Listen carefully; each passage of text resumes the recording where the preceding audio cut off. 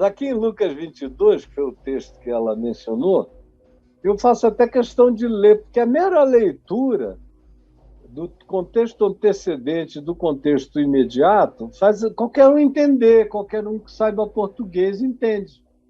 Só quem não quer ler, como lá na presença do presidente Bolsonaro, tinha um pastor que, quando ele falou isso, só não comprou arma porque não tinha naquele tempo, e uma senhora estava com um argumento. Eu vi um videozinho sobre isso. E aí um pastor, levaram para o pastor, e o pastor disse, lá em Lucas 22, diz que ele mandou vender capas, vender tudo para comprar armas. Naquela hora, porque agora era a hora, tinha chegado a hora deles andarem armados. Aí o presidente concordou, é isso mesmo, é isso mesmo. E alguém leu para ele, que era no Evangelho de Lucas, ele disse, eu li, para comprar espada, vender capa e comprar espada, não é? E o pastor disse, E aí, eu olhando, falei, esse cara, além de que o sujeito já tem uma vocação para pensar errado acerca de tudo, o modal de raciocínio dele já é todo corrompido, todo atravessado, todo ao contrário, ainda tem pastor ensinando mais erro para ele ainda, em nome de Jesus, em nome do Novo Testamento. Então, o que esses pastores estão fazendo de mais mal ainda a esse homem é impressionante. Como a igreja chegou para fazer mal a esse senhor. Aqui em Mateus 22, 35, está dito: a seguir, Jesus lhes perguntou aos discípulos dele: quando vos mandei sem bolsa, sem alforje, sem sandália, sem alforje, sem bolsa, sem a mochila com as coisas para dormir, sem sandálias para trocar, faltou, porventura, alguma coisa a vocês? Faltou? Vocês sentiram falta? Aí eles que tinham ido disseram nada, não nos faltou nada.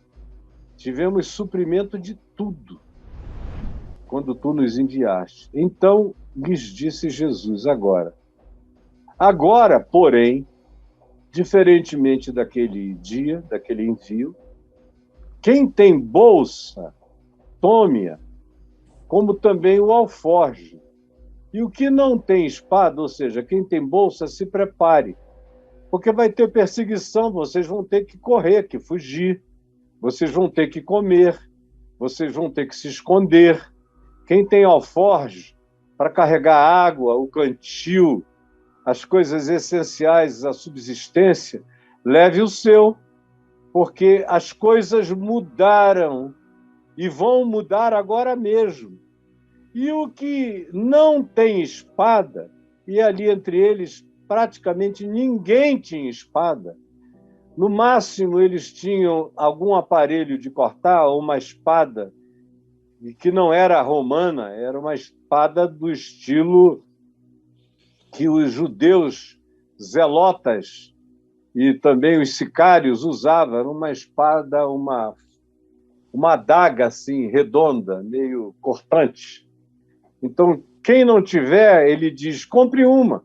Porque eles andavam com faca, eles andavam com pequenas adagas ou adagas do tamanho normal para cortar madeira, para fazer fogo, para lascar lenha.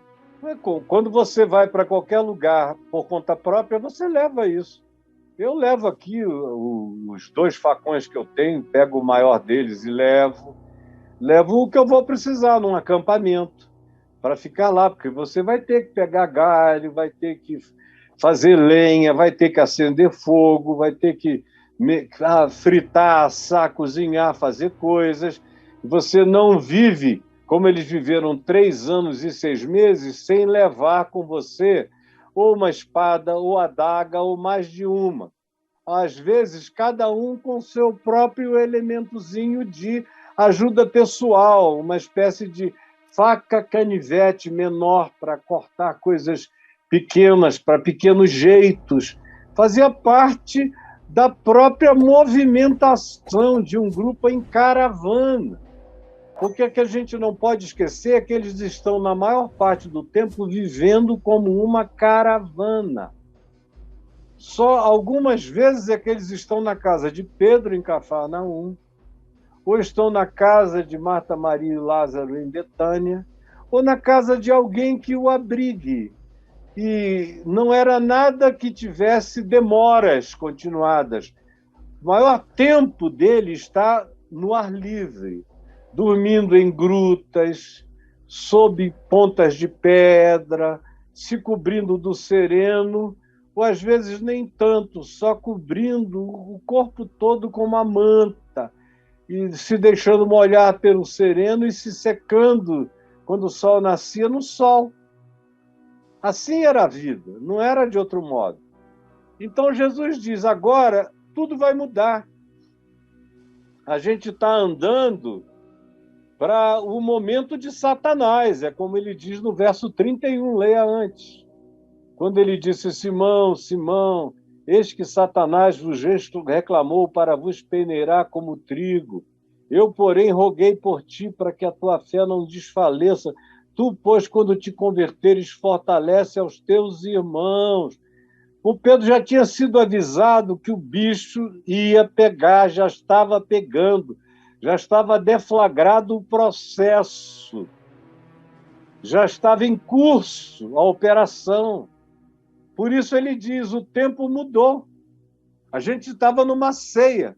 Agora a gente vai entrar no meio da loucura, da confusão. E eles vão fazer isso em nome do fato de que eu sou um malfeitor, de que eu sou um herege, de que eu ensino subversão. Eles vão dizer que eu sou contra o Império Romano. Eles vão dizer que eu quero tirar as autoridades religiosas dos seus tronos, das suas cátedras espirituais à força. Eles vão inventar toda sorte de calhordices e vão pregar em mim. Eu vou virar o outdoor da blasfêmia deles. A vida de vocês vai mudar radicalmente do dia para a noite, como ele viria dizer, antes que o galo cante, o estado de negação e de perseguição hoje, daqui a pouco vai começar. Então se preparem, porque nós vamos ser tratados como malfeitores. Então, para eles terem a desculpa certa, me arranje aí umas espadas, porque só está faltando isso agora para a gente se transformar num bando. Porque eles já nos chamam disso tudo, sem a gente ser nada disso. A gente vive curando, expulsando demônios, aliviando almas aflitas, acalmando corações, perdoando pecados, salvando os que não tinham mais futuro de nada nessa vida, abrindo perspectivas o dia inteiro. Mas, ao fazer isso, eles me chamam de tudo, inclusive de malfeitor. É como agora eles me chamam, porque para os romanos, eles não têm nenhum interesse em mim como blasfemo, como alguém que cura em dia de sábado. Para ele, essas questiúnculas dos judeus são todas bobagens para Pilatos e para os romanos. Tudo tolice, tudo fanatismo, que eles não estão nem aí, não é segurança nacional em nada. Mas para os judeus que sabem que os romanos só vão fazer alguma coisa comigo se eles puderem me associar a malfeitos, então vamos dar a ele um pretexto, dar a eles o pretexto que eles precisam, o pretexto romano. Tem espada aí? Se não tiver, compre. Vendam umas capas e comprem umas espadas, porque eles vão ter o pretexto que estão querendo, embora nós sejamos apenas quem nós somos, gente do príncipe da paz.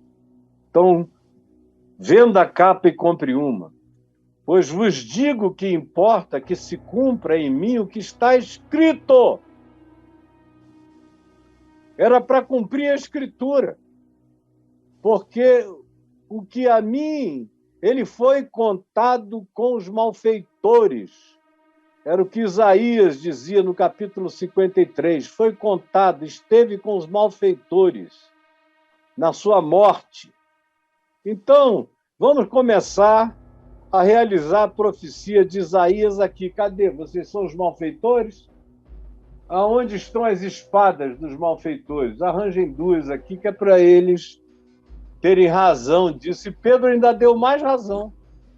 Porque quando eles chegaram e prenderam a Jesus, quando Judas deu a senha, beijaram a Jesus, porque Jesus não era óbvio, e aí eles, é esse, pegaram Jesus, Pedro, naquela impulsividade dele, pegou a espada e cortou a orelha do servo do sumo sacerdote, que se chamava Malco.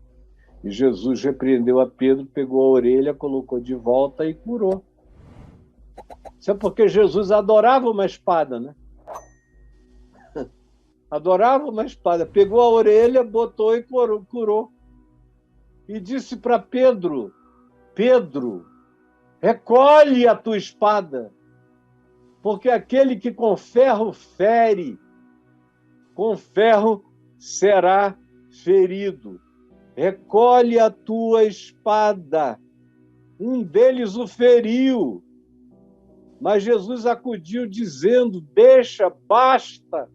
E tocando-lhe a orelha, o curou. Então, dirigindo-se Jesus aos principais sacerdotes, disse, estavam todos lá, vocês saíram com espadas, com cacetes, como para deter um salteador. E eu estava com vocês diariamente no templo e vocês não fizeram nada.